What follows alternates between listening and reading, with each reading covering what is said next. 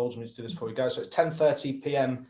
this evening. So everything from now, guys, is under embargo till 10:30 p.m. this evening, which is Friday the 2nd of April. So Paul, Chris and Dave to conclude our press conference. Paul. Hello, Jurgen. I was just wondering about Trent Alexander-Arnold and what you thought of Gareth Southgate's comments about him.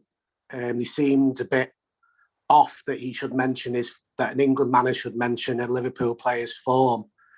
And also, just as a follow-up, do you think it will help Trent in any way in terms of refocusing if he needed to do that, or do you see any positives from him not being in the squad? As a second question. So I was surprised when he didn't got a call up, but didn't even think about that. I didn't plan at all with him. We had sessions after the call up where the players who went to the international duties after that, they had often Trent was in that group without knowing if he will have a call up, just to show how surprised I have been about it. Then he showed up in training, obviously, because he didn't go away. So I'm a manager myself. I make decisions every day, every weekend, midweek about team selections, squad selections, and you always make probably decisions other people don't understand. But I respect that Gareth makes his own decisions, of course, absolutely. But I didn't understand it anyway. So because Trent Alexander-Arnold was in the last 2 years at least, so let me say the season before and the season before, the standout right back in world football. That's the truth, in an unbelievable young age. And I have no problem with that. My players get some criticism or whatever. They get it from me. They can get it from other people if they are not performing. But that's the truth. He was the standout right back in world football. So, and now he started the season and had COVID early on, which is not good. How you can imagine, it took him a while to get in the season, but from the moment on when he was in the season, he was one of our most consistent and players, and was kind of the standout player. Robbo, the same, could play all the time, high level, these kind of things. So that cannot be the reason that he was not in the squad. So if you compare Lionel Messi every year with his best season ever he played, and say he's not performing like he performed in 2005 and 2006 maybe, but still the world's best player. So that's one thing. And it's about how you want to play, and that's the thing. What Gareth has to make sure. So he has with Walker, an outstanding right back, can play centre back as well. Reece James, big talent, absolutely. Wan-Bissaka, I think was not there as well, and Trippier, yeah, absolutely. He knows him better, longer, or maybe. So that's the situation. It's his decision. It's about how you want to play. If you want to play against the deep, or have to play against a deep defending side for sure, then the crosses and the passes of Trent, I don't know anybody who can do that like him. And he defends on a really high level for us as well. It's not his first skill, but it's not bad. It's really good, especially meanwhile. So can he get the benefit of it? Of course.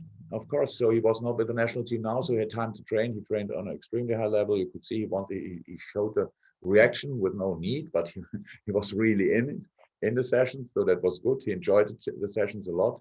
He's a very ambitious boy, so I'm sure he wants to be in an England squad.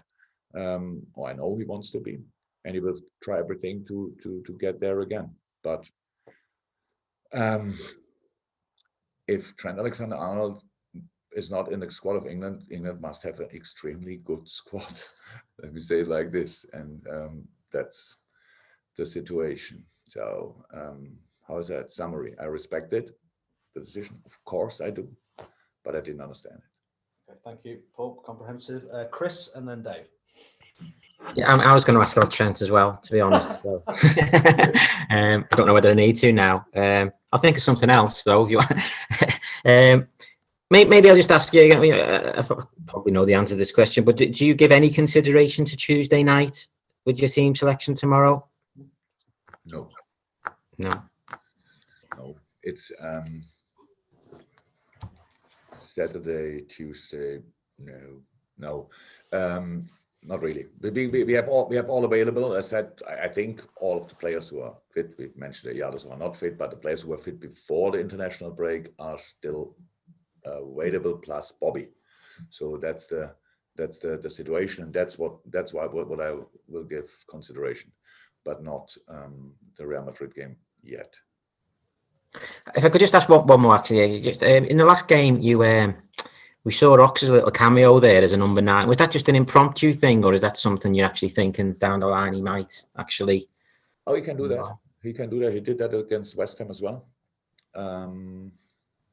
Yeah, West Ham away, he came on in the same position. Did really well there. No, it's an option. Ox is obviously a versatile player with definitely more offensively orientated. And that's a very offensive position for him, with the speed, with the technique, with the moves, the turns he's able to do, with the accelerations he's able to. It's a good position. Yeah. No, it was not only for that. We knew before. I didn't play it 500 times, obviously, but we knew because of the West Ham game, it's good for him, and so that's why he came on. And yes, it was impressive. Even 3 weeks ago, it was good. Thank you, Chris. Thinking on your feet there with the questions. Love it. That's old school. Then we'll go to Dave Maddock to finish this embargo section. Dave. Jurgen, just on Trent, but sort of more generally, for him, it's like the first period in his career when things haven't gone incredibly well, because he's enjoyed such an incredible rise, and I just wonder, for him and for the rest of the squad, what have you seen? What have you learnt about them, and what have they learnt about this difficult period? And what do you take from it? And you yourself personally as well, have you, even with all your experience, have you actually learned something from this really difficult period that you've gone through? Not really something new. I knew it before. Don't take anything for granted. I knew before. I never did. Anyway, things can happen. Don't think too far ahead. Whatever will be then and then, you have to focus on the next game. I knew it before, but it proved again. For us, or for Trent, it didn't go everything like perfect so far. So he had games when he didn't perform long ago, but he had them. He had to learn. He had setbacks with the team together, becoming not champion for 1 point. There are people out there, they think that's the only and last chance in your life, so you missed a once-in-a-lifetime opportunity. He's obviously not the type of guy. We are all not, so we tried it again. Same with the Champions League final. So we had setbacks, and he had setbacks. So, but there are more tricky things in life to deal with, to be honest, than these kind of problems. So that's the way we see it. Yes, we will learn a lot. We learned a lot, but not a lot of new things, because it happened to others, and so you can learn from that. But the things happen to us, we will the things we can have influence on, we will be influential, and the other things we have to accept again next year. So you cannot hope that they just change because you had it last year. So but all the things we really can influence, we will in the future again, and with full of energy, all these kind of things. The greed to be successful grew, of course, during that year again, to an amount which is quite ridiculous, and these kind of things. So that always help us in the future. But now maybe we will see, but we have to show that on the pitch, not here in the press conference. Great. And just a reminder, guys, everything from Paul Joyce's question onwards is under a 10:30 p.m. embargo, and that includes making reference to the information even without quotes. So thank you very much. That's us. Done and dusted. Thank you very much. Monday, no doubt, if not after the game. Have a good weekend, everyone. Bye-bye.